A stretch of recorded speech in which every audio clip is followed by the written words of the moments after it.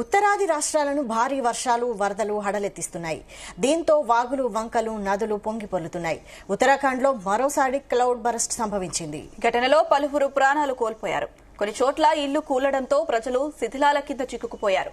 రుద్రప్రయాగ్, చమోలి జిల్లాలో కురుస్తున్న కుండపోత వర్షం పలు గ్రామాలను ముంచెత్తుతుంది. మొపాటా ప్రాంతంలో భారీ వరదల్లో ఇద్దరు కొట్టుకుపోగా పశువుల కొట్టం కూలడంతో దాదాపు 20 పశువులు జలసమాధి అయ్యాయి. ఇక మేఘ విస్ఫోటం కారణంగా రుద్రప్రయాగ్లోని అలకనంద, మందాకిని నదుల నీటి మట్టాలు భారీగా పెరుగుతున్నాయి.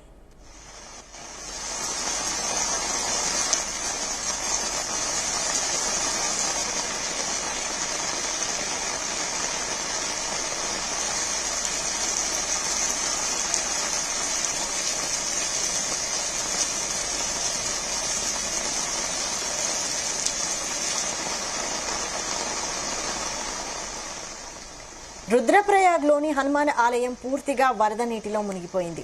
వర్షాల కారణంగా కొండ చర్యలు విరిగిపడడంతో 180కి పైగా రోడ్లు మూసుకుపోయాయి. కేదార్నాథ్ లోయలోని లారా గ్రామాన్ని పట్టణంతో కలిపే వంతెన కొట్టుకుపోవడంతో ఆ గ్రామానికి పూర్తిగా రాకపోకలు నిలిచిపోయాయి. రుద్రప్రయాగ్, బాగేశ్వర్, చమోలి, హరిద్వార్ మొదలైన జిల్లాల్లోని విద్యాలయాలను మూసివేశారు. ఉత్తరాఖండ్లో భారీ వరదలు సంభవిస్తున్న కల్లోలంపై ఆ రాష్ట్ర ముఖ్యమంత్రి పుష్కర్ సింగ్ ధామీ స్పందిస్తూ తీవ్ర విచారం వ్యక్తం చేశారు. రుద్రప్రయాగ్లోని బసుకేదర్ తహసిల్ చమోలి జిల్లాలోని దేవల్ ప్రాంతంలో మేఘ విస్ఫోటనం కారణంగా అనేక కుటుంబాలు వరదల్లో చిక్కుకుపోయాయన్నారు.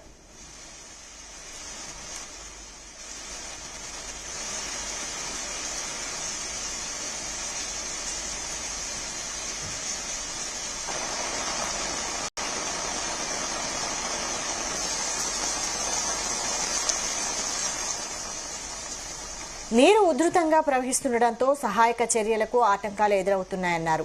వరద ప్రవాహం ప్రమాద స్థాయికి చేరువలో ఉండడంతో పరిస్థితిని అదుపులోకి తీసుకురావడానికి అధికారులు తగిన చర్యలు తీసుకుంటున్నారని పేర్కొన్నారు.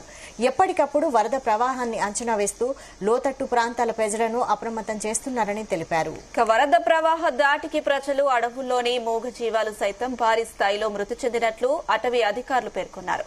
వరదల్లో గల్లంతైన వారి గురించి ఖచ్చితమైన సమాచారం లేకపోయినా చాలా మంది ఆచూకీ తెలియడం లేదని అధికారులు తెలిపారు.